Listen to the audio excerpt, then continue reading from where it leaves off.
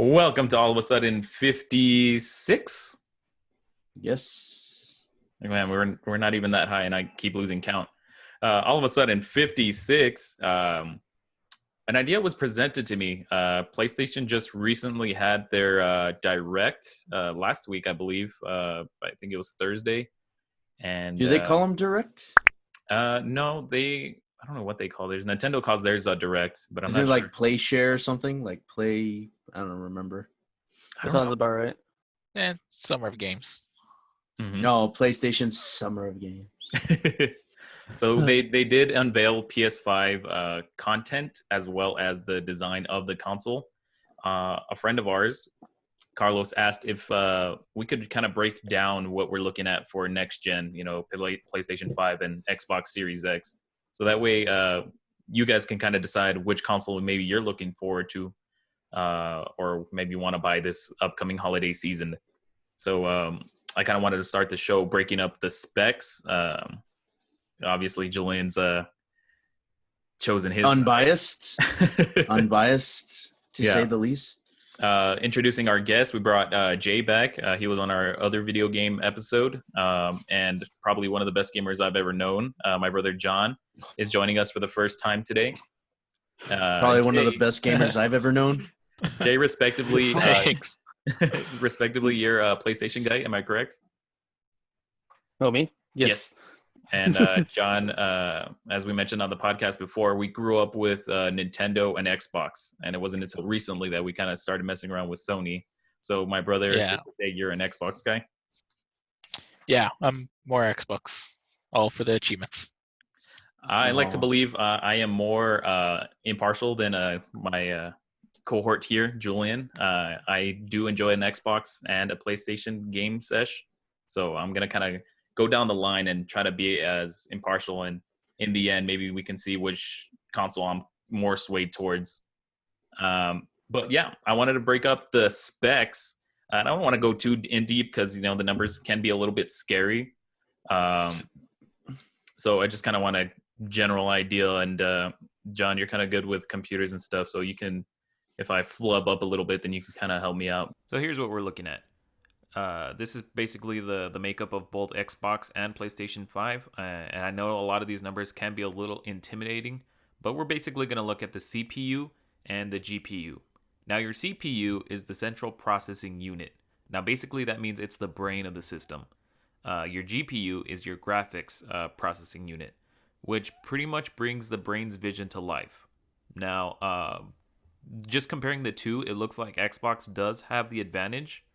You see that 3.6 gigahertz means that it's going to run a little bit faster with its GPU, which means it's going to come closer to that 4K resolution that I think both systems are trying to implement as we move forward in the future of gaming. So Xbox definitely does have the advantage here, and it'd be interesting to see how they use this or how developers use this spec to create the next wave of gaming. It's also based off of the numbers and stuff that you're running over, it also kind of lends itself more towards like multiplayer games and stuff like that, because obviously you're going to want the faster processor, you're going to want the better graphics so you can see what's going on around you. But Higher CPU also allows you to have the higher frame rates as well. Yeah, exactly. Yeah, so right now it looks like Xbox does have that advantage going for it.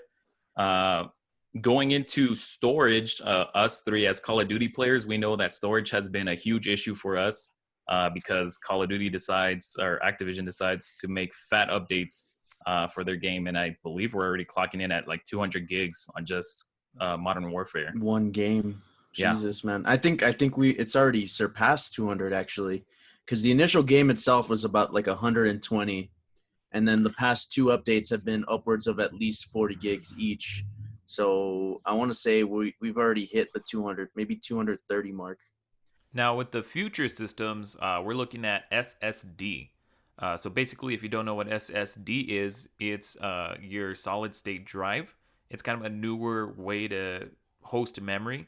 Compared to HDD, it is faster, and it also costs a lot more. The difference basically is that SDD stores information with flash memory, which is kind of just like a little working computer. But with this, it's supposed to make these consoles downloads a whole lot faster. Now, on face value, we see that Xbox does have that 1 terabyte custom NVMe SSD, where PlayStation 5 only has an 825.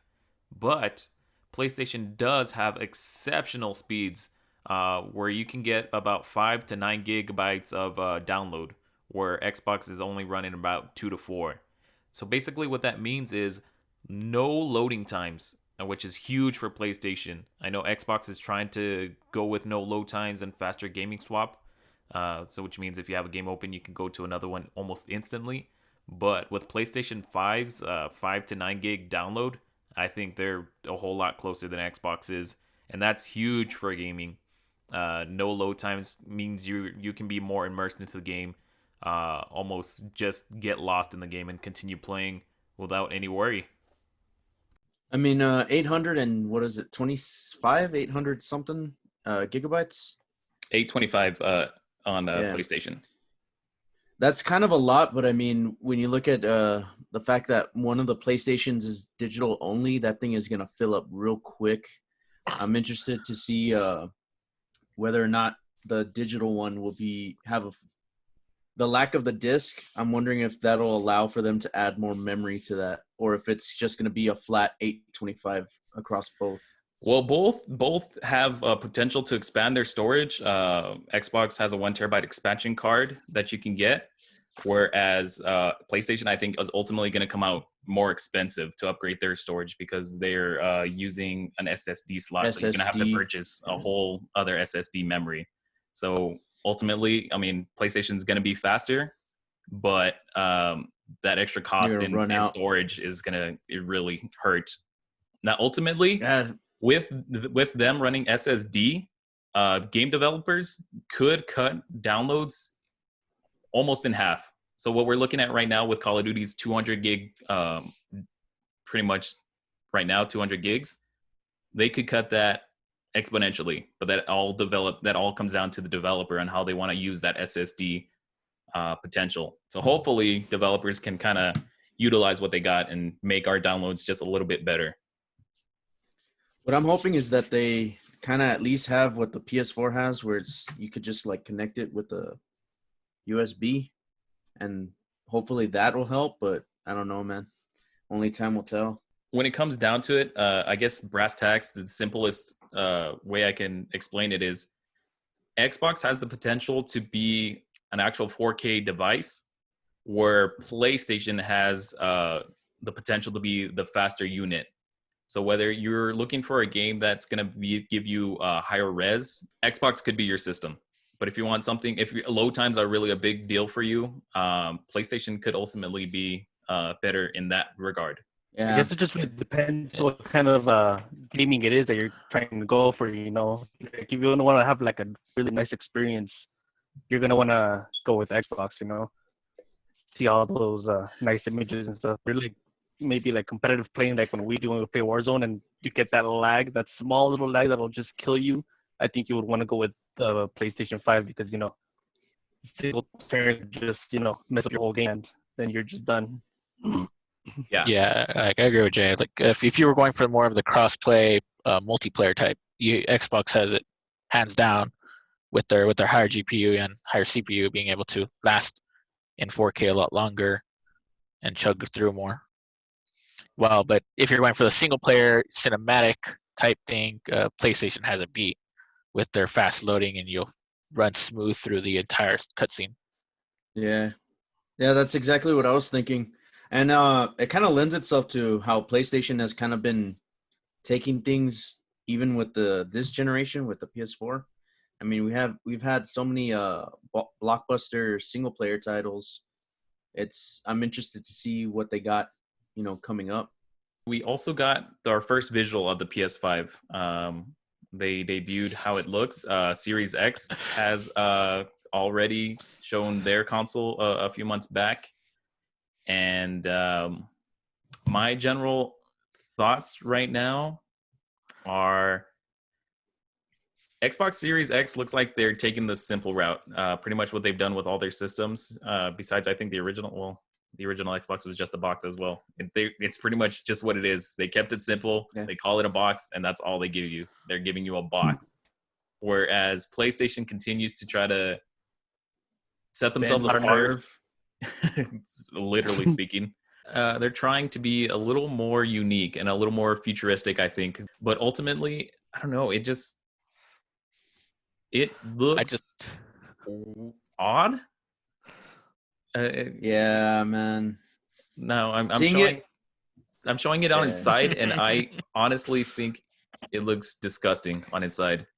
I mean, seeing it on its side definitely does not, help it out at all.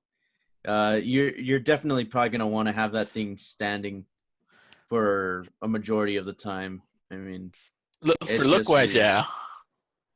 I'd say they got their design from this guy right here. You tell me that there's any difference from this and the PlayStation sitting on its side.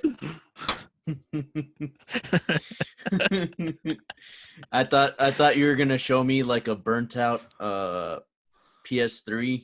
You know how back in the day when they would overheat, they'd freaking melt. And I was thinking that's what you're gonna show. I will say I do like that they did switch it up the color now. They've been using the same color for most of their PlayStations throughout. Oh yeah, since PlayStation 2, it's all been black. Mm-hmm. And now they're finally rocking the white. Which I also kind of like that they have like this blue LED running throughout the console. Yeah. Mm-hmm. So I think that's kind of a nice touch. Now, at first glance, you're going to see the Xbox and think it's a massive beast. But, a massive block. But it looks like a plate, or just by general estimating and what people are looking at right now, they're kind of comparing disk drives to tell you how fat or how big the systems are going to be. And right now it's looking like PlayStation's going to be a pretty big boy. Wait, so they're saying that the PlayStation, based off of speculation, is going to be okay, I see what you're saying here. Yeah, it's going to be like significant. It's going to be like quite a bit taller than the Xbox Series X. But it's just, I don't think it's going to be as wide. Yeah, it's definitely not going to be as wide. I find it interesting that they continue to kind of try to make it vertical. For the longest time, I've always wondered, like, why do they keep, giving it vertical? And it's like they're really trying to stick to that direction, which I don't know if I was talking about it with you, Joe, or someone else, but I wonder if the reason for that is because of the it's going to be such a crazy CPU, crazy GPU, all this other stuff, that it's probably going to run hot both systems. So keeping it vertical might be beneficial because it allows less of the system to be like, heating up. Because obviously if you're laying it flat, more of that system is just going to have all that heat on the bottom. Whereas if you're having them standing straight up, it's less surface area. Plus the vents, I was seeing the vents on the PS4. It looks a lot cool because it kind of hides itself within the shape, as well as the Xbox. It's just like a giant fan on top. So I don't know. What are your initial thoughts on both consoles, Jay? I mean, well, like you said, I'm more of a PlayStation guy, so I do like how it looks. I like the whole futuristic feeling kind of thing. I really don't mind how it looks, like, at all whatsoever. The design looks pretty good to me. I do find it a little bit more practical, especially with the loading times, like you were saying, but also with like where I'm gonna place it. Like, I have a limited space with my TV, and all that stuff, and knowing that I could lay it down, like, it'll fit just fine, like if I lay it down or whatever. But if I got the Xbox, it's like it's big sideways, or it's also big, just putting it like vertically. So I don't know, I think it's a little bit more tough for me to like be able to place it somewhere, a good spot for it to be there. Yeah. Well, CJ, what you do is you put the Xbox and then you put a plate of glass on top, and then you put the PS4 that I got a table. Yeah, I can see what you're saying. I think it all depends on your own space and how, once PlayStation finally releases their sizing, then you can kind of decide like if you do have that space to place both. Like right now, if I were to think about it, I definitely have the space for the Xbox. And the PlayStation 5, that one might be a little tough. I think I would have to do some rearranging if I'm to stand it up. Yeah, if you stand it up, definitely. Like I said, I've always been a guy to lay down the consoles, like including with my 360 and everything, you know. But like I said, I mean, it's gonna be the same thing whether I lay down or stand up the Xbox. It's gonna be like a big, massive thing for me to try and figure things out. I think that weird bubble on it though is gonna kind of end the age of placing things on top of your PlayStation. I mean, it made it such a perfect shelf, and now you have this weird bubble. Like the little thingy. Yeah, you're right. I mean, looking at it right now, I have my Shrek DVD set on top of the PS4. Right. So we're gonna throw it to a quick break, guys. We'll come back. We'll kind of talk about potential leaks, potential pricing. We'll kind of go into controllers. Their controllers are pretty cool, and we'll talk about next games. Welcome back to All of a Sudden 56. Got it this time. We just finished talking about the specs of both consoles and the design of PlayStation. Oof, something else. Now we're going to kind of go into the controllers. I think PlayStation's, again, they're doing their creativity thing. They're trying to stand apart, and they're really making something different. It potentially it's got my interest. I think it looks pretty cool, and the features they're talking about it having, such as a haptic feedback, which is supposed to allow you to feel more in the game. So they use the comparison of, say, you're driving in a car and it's going across a muddy road. Then it's supposed to feel kind of... It's going to throw mud at you. There's a little compartment that opens and it just spits mud in your face. It's supposed to feel grimy or... It's that little gritty. robot. It's supposed to feel a little gritty in your hand. They also have adaptive triggers, which you're supposed to feel... they use the comparison, like, say you're pulling the string on a bow. Then you're supposed to feel the tension of the trigger as you're trying to pull the bow back. They have audio jack, and which is what they had on the current controller.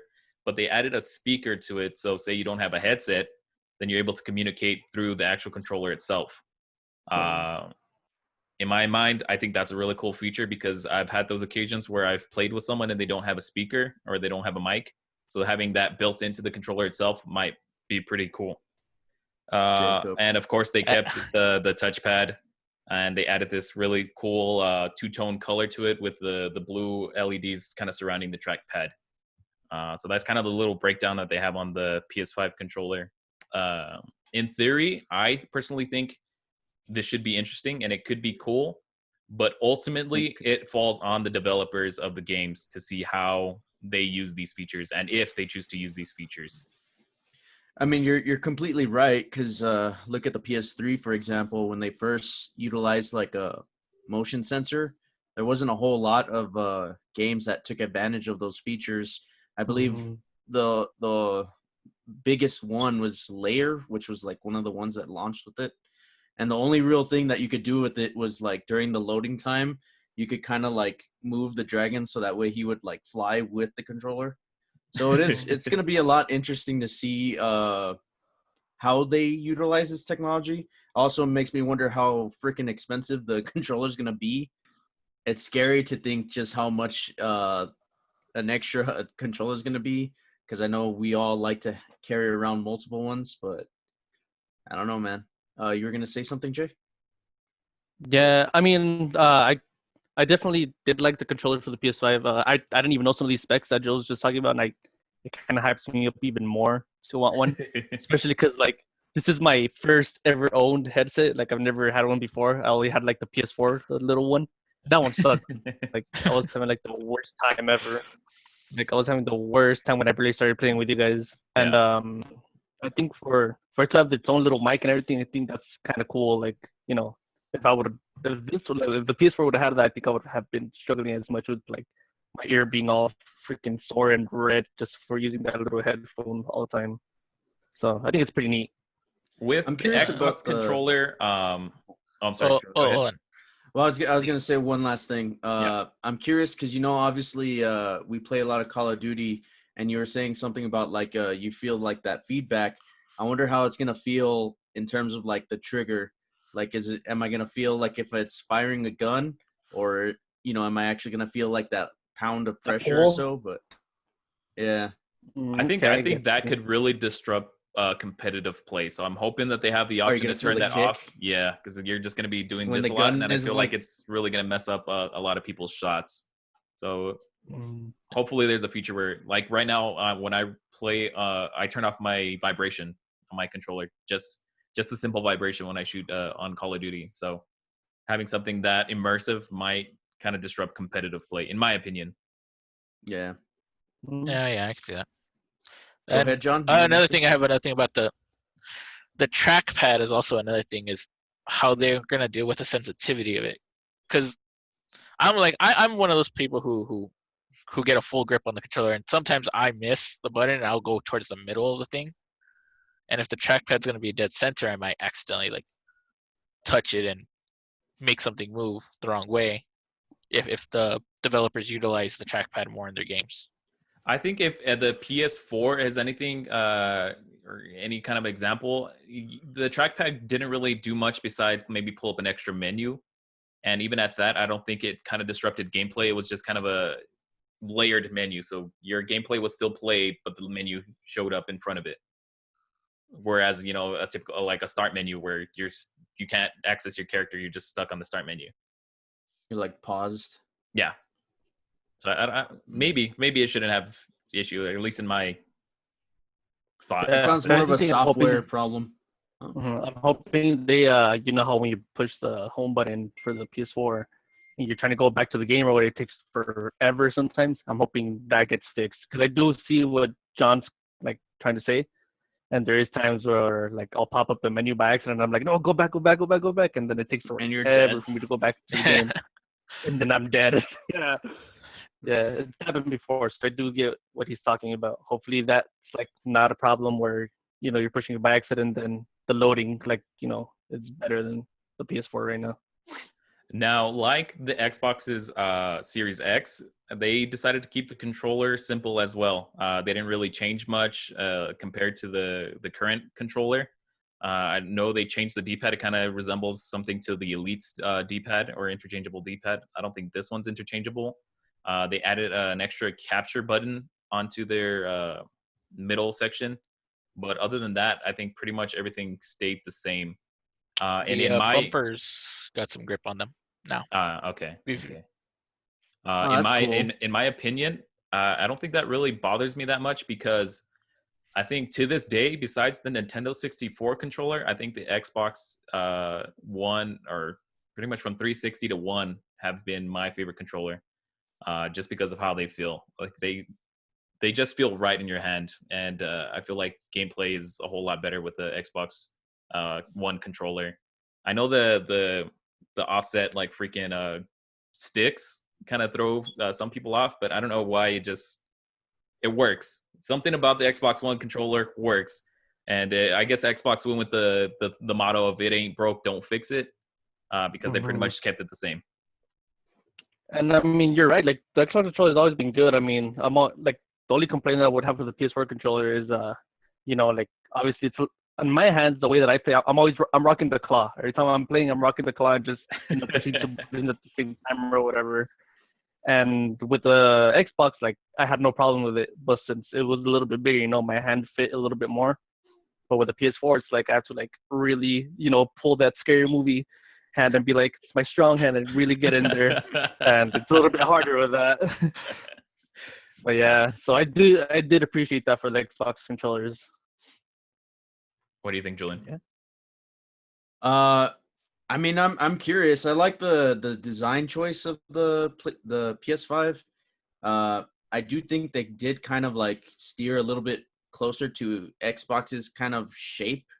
I don't know. It has like that weird, like kind of curved and then like outward shape. It kind of resembles. I mean, I'll drop the picture on. If you're watching on YouTube, I'll drop the picture on the screen. It kind of resembles a Nintendo Switch controller. just at first glance, just at looking at it face value, it looks a lot like a Nintendo Switch controller. You're talking about the ones you're talking about, like this one, right? The Pro controller, the actual Pro controller. Okay, yeah. Yeah, it's got that like leveled at the bottom part. Yeah, because it like kind of goes in and level. It definitely is wider, like that middle section. So it strongly resembles the freaking Nintendo Switch Pro controller. And I do appreciate, like you said, that PlayStation is, taking notes, and they're trying to, change the way we do things or whatever. But I mean, you're right as far as like Xbox. I mean, I think they kind of nailed it the first time around. I think the idea between having the two, I guess the slanted sticks or whatever, was so that way you don't end up with that situation, which you got a lot in the PS2, which is why, and the PS3, which is why I think the PS4 stretched it out a little more, so that way you didn't run into that issue. Hopefully, I mean, I've always been more of a fan of the same, because I've always felt a little awkward like this, but I mean, over time, it feels right. I mean, obviously, like the size, like kind of the heftiness of the Xbox has always been comfortable. But I mean, there's something about the PS4, it's kind of light, compact, that I'm a big fan of, especially when it comes to like fighting games. I'm able to hit everything, whereas like on an Xbox, I'm kind of doing this thing, trying to hit like the B with like my, I don't know, middle of my thumb or something, trying to hit everything. I don't know, man. It's interesting. I kind of want to play around with it first before I make like any kind of decision, but I've always been a PS fanboy. So there are potential leaks on when we're supposed to see these consoles. Initially, I think a couple months ago, I forget which outlet leaked it, but they posted an ad for it come October. I want to say it was Target. I don't know why. I think it might have been Target. I want to say it's Walmart. I feel like you think it was Walmart. It was Walmart last time. Walmart, yeah, Walmart always ends up leaking stuff.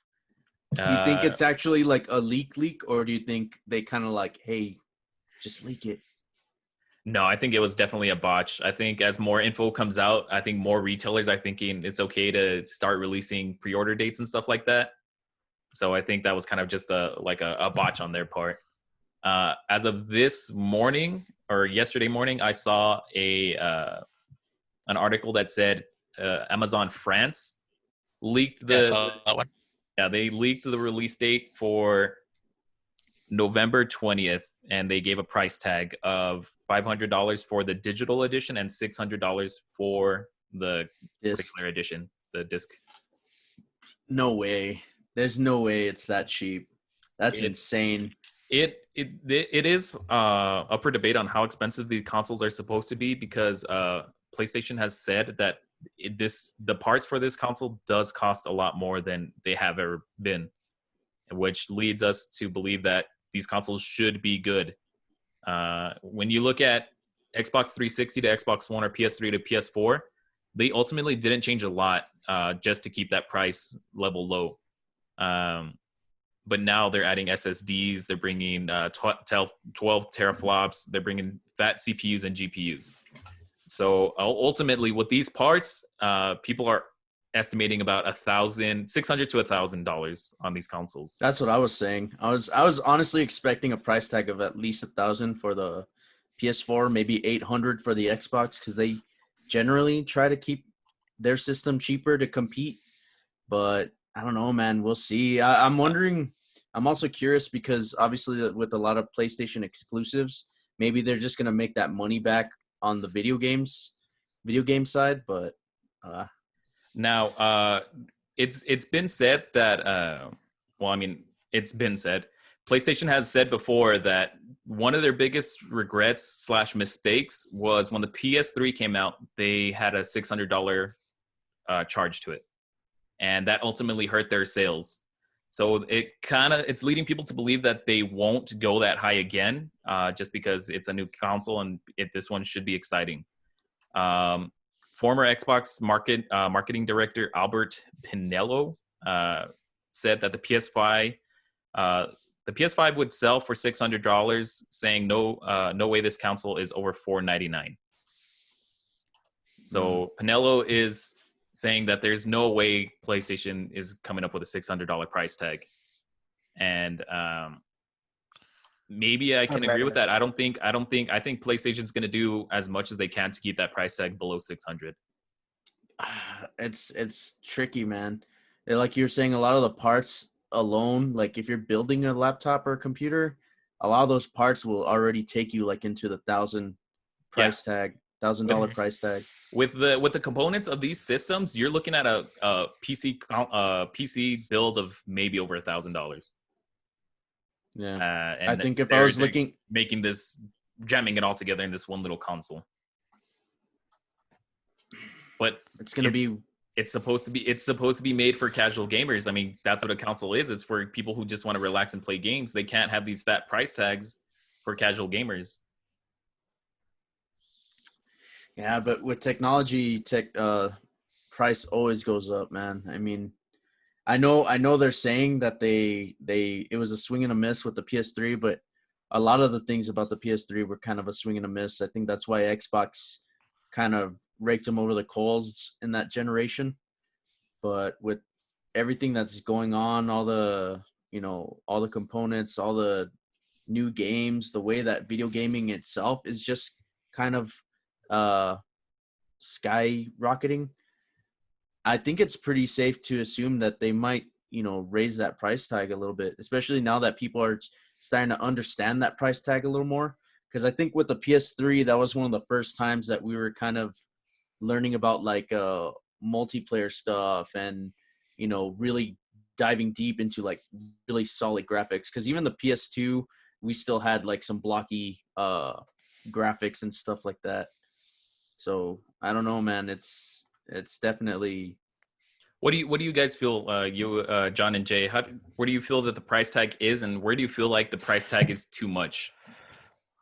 Like say it ends up being a $700 system. Do you think that's too much, and does it kind of defer you from picking it up for either console? I'd say for 700, I'd say probably a PlayStation would be too much. In terms of for 700, because you get faster loading, but frame rates and resolution are really majorly important. I think 600 is probably like their key point for the disc edition, not the digital. As for Xbox, I'd say around 700. So you're saying you can see it at a $700 price range and you'd pay that comfortably? As an Xbox fan, but yes, I'd pay it comfortably because as it is dealing with those specs, it's on base with a casual gamer's PC, and I'd be comfortably be able to pay that for a PC. Yeah. What about you, Jay? Where do you see the price range speculation, and how much do you think is too much for the PlayStation? I mean, like John said, I mean, it's just the specs. Like, I don't know. Definitely 700 is way too much. Like, I don't think I'd be willing to for either one, not just for like the PlayStation or the Xbox. Like, for either one, I wouldn't be down to be paying 700, just because it's like, they both have their key, I guess how do you say, like, ups, but they both also have their downs. Obviously, I'd be comfortable paying like a good 600 for both, just because obviously, like, I go for a PlayStation. Especially for the loading time, I don't really care too much about the whole, like, how pretty it looks, like it's whatever to me. I mean, I've been growing up with Nintendo and all that stuff, it's like you're always gonna be like, hey, like this looks like realistic, but then the next console comes on, it's like, damn, it looks like shit now when you go back, like that's always gonna happen. Like that's always gonna happen, but a better loading time is what I think was what I would be aiming for, just because it makes the gameplay better. It makes the experiences with your friends a little bit better. You won't time out like we do sometimes. So I think 600 or 650 even would be a good price for that good experience of being able to play online with your friends and just having a good time. So PlayStation's VP of UX design, Mac Matt McLaurin also revealed that the PS5 is customizable in ways previous gens weren't. They're apparently supposed to be a special edition for everyone. So whether that brings a fatter price tag to the console, I see that as being a good potential. But yeah, I think I was hearing that. Like even they're kind of. I think they're kind of learning off of what the PS4 Pro was doing this past year. You know how like almost every month there was like a different PS4 exclusive edition. There was like the that's kind of been around for a while. I mean, Xbox kind of really killed it with that. Yeah, right? but I mean, till this day, I think my favorite console ever owned was Xbox 360 Star Wars Edition. Because it was where it would beep and boop. Yeah, so it was R2D2 as the console itself with a beautiful like gold C3PO controller, and whenever you would hit the power on and off, it would be R2D2's little beep beep boop. So I think, and then when you get the red ring of death, it would. So I think I don't know, good on PlayStation. But let's see how much that jacks up a price. It also questions, what do they mean by special edition for everyone? Could they be copying making like skins and all that kind of stuff? No, like you could probably add like little random things to it. That's what I'm wondering, if they're going to copy kind of like Xbox, like the way Xbox has it right now is you can create your own custom controller, make it the way you want it, and then order it. So I'm wondering if that's kind of the route they're taking, but with the entire console itself. That'd be kind of cool too, because then go ahead, John. No, you go first. Okay, that'd be kind of interesting, because that makes me wonder if that weird curve faceplate can come off. Because if it comes off, then that makes me. You don't think so? No, because it has when you were showing it right now, and it had that it has like a little circle on the side for when you want it laying down. Mm-hmm. Yeah, right. It'd be interesting to see if those faceplates come off, and then you could swap them with a different one or different styles. Because I don't know, that's gonna be kind of cool, and that'll also kind of play into like, oh, where can I fit this thing? Maybe I could shape it into a different shape, and I don't know. I'd be kind of scared if they were actually like swappable, because then you have to always worry about trying to lose one, or like you might accidentally fall off at one point, I don't know, or even breaking it. I think it'd be kind of tough to lose something that's like this big and all, like you'd be surprised stuff can easily. But it's gonna be, if you lose something like that, like, all right, like something's wrong. But like, but even if it's like, if they do kind of take it up, like, because if you ever gone to try and customize your own controller from Xbox, it's pretty expensive. Like, a normal controller is usually like around $60-$70. Customizing that, just like putting like one or two decals, it instantly jumps it over $100. Wow. So I can only think of, it's like, this console is already probably going to have a big price tag. If that customizable is going to be like jump 2 times as expensive. Yeah, and that was the other thing too. Like, obviously, I'm pretty sure this controller is going to be upwards of like $80 to $100. So that also is going to be tacked onto that as well. I don't know, man. I'm seeing $800. I'm seeing an $800 price. I'm thinking, like, it's. Go ahead, Joe. Oh no, go ahead. Yeah, like, I mean, it's customizable. It's either you want to or you don't. Like, you could wait it out. Like, you don't have to be doing it. I don't think it's gonna be like either do it right there and then. I feel like it might be like, find some cool skins, or even add like the extra little analogs or whatever you want to do. Like they always do. So it'll just be to the purchasers, like choice or whatever kind of thing. Yeah, I'm thinking. Yeah. Both consoles, safe bet is 500 to 600. I don't think either one. If they want to make money off of this, bring it out before Black Friday and keep it around 500 to 600. Definitely. Lastly, you guys want to talk some video games? What you're looking forward to most right now? I guess I'll go ahead and start off. I didn't see too many games that I actually honestly caught my attention. The only one that it did was I guess Resident Evil. Honestly, Resident Evil was the one that I was just like, just seeing Chris pop out of nowhere, and I'm just like, what happened? Like, what's going on now? Why is Chris all like shooting some random person? I don't even know who it is. And not only that, but so right now I've been asking whoever saw the trailer, like, do you guys know what Chris said? And most of them like, I couldn't figure out what he said. Oh no, not Chris, but the other guy that was talking to Chris. And I'm like, I couldn't figure out what he said. So I'm like, I'm looking forward to that. I've been playing Resident Evil for a while, and it's like, I'm pretty hyped. It looked pretty cool too, like the graphic wise and everything.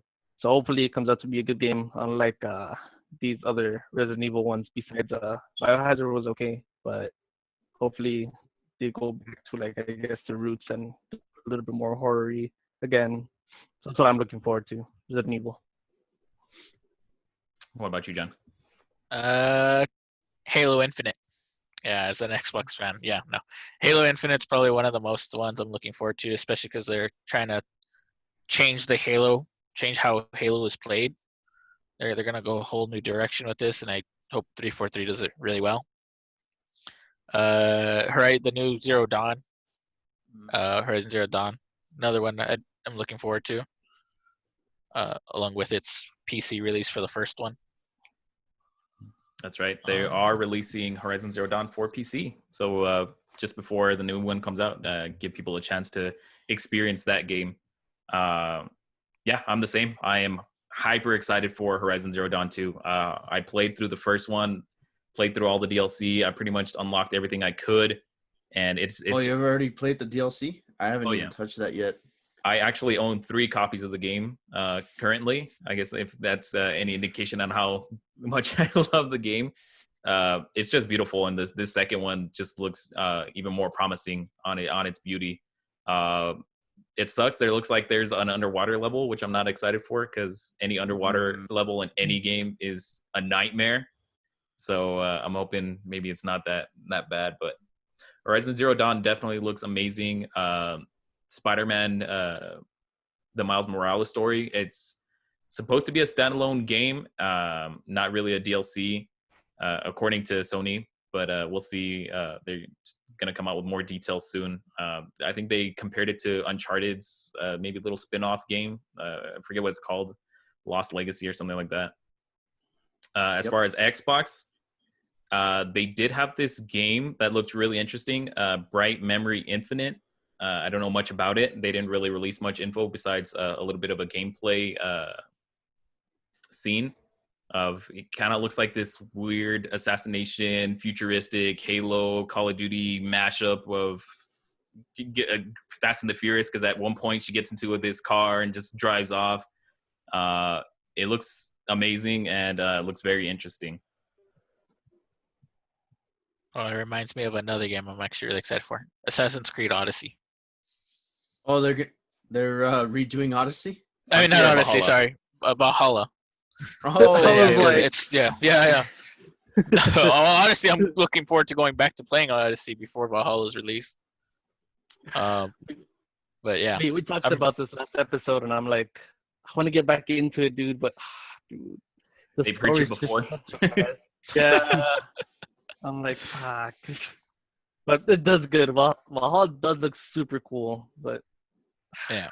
Another one that they didn't give much info on, but I'm super interested in is a game called Pragmata. Sony announced it, and it's so interesting. I mean, there's a spaceman, there's this kid, there's supernatural powers.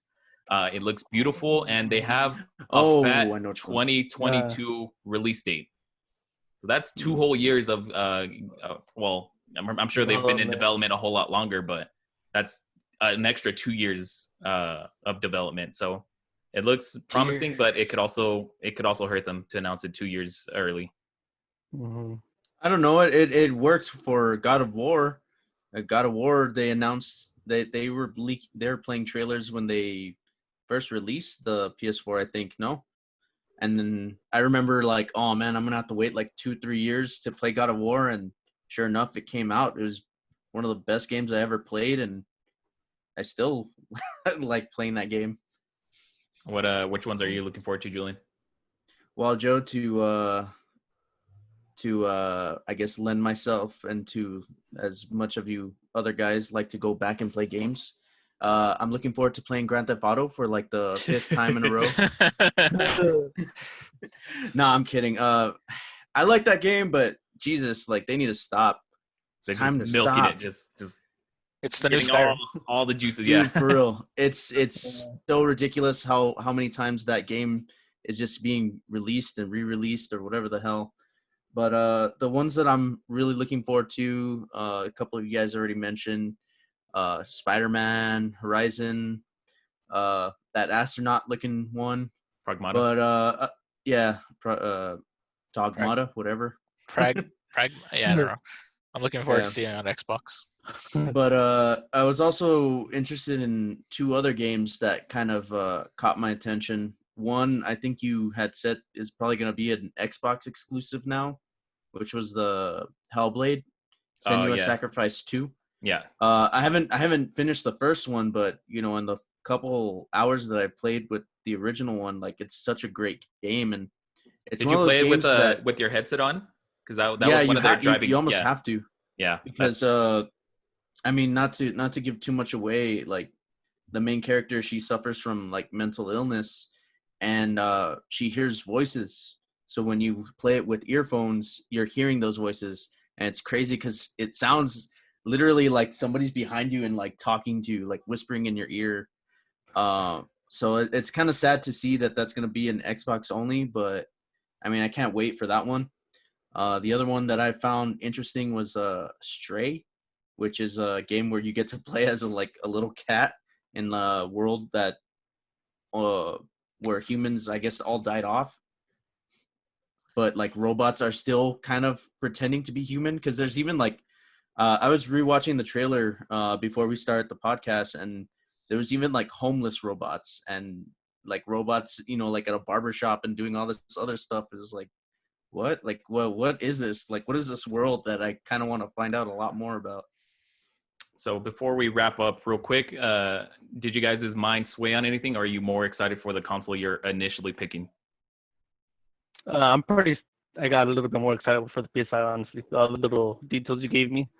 I'm pretty stoked about it now. I'm still full out Xbox. I still can't see. I mean, Zero Dawn. I don't care much for exclusive as much as everything. So to me, Xbox is still best. Julian? Well, I mean, obviously. Just kidding. I think like a lot of us were talking about, I definitely will probably eventually get both systems. They both kind of pique my interest, and they both have like some really solid games to come out. I was actually going to pick up the Xbox, but when they released that they were going to say, hey, there's a new Xbox, I was like, you know what, I'll wait for this one to come around. But yeah, man, I mean, I've always been a PlayStation boy. I'll be PlayStation boy till the day I die, or until the day PlayStation dies. But yeah. For me, I leaning more towards PlayStation right now, just because of the exclusives. I mean, I fell in love with Spider-Man and Horizon Zero Dawn, so they both look promising. And the shape. I'm not crazy about the design. I'm a resolution fanatic, so Xbox has it beat, but I'm just going pure exclusives right now. So let us know what you guys want to pick up in the comment section down below. Thanks for watching or listening. Hopefully we answered all your questions. If you have any more, leave a comment, and we'll see you guys next week. Stay sunny, guys, and PS5. Thanks, guys.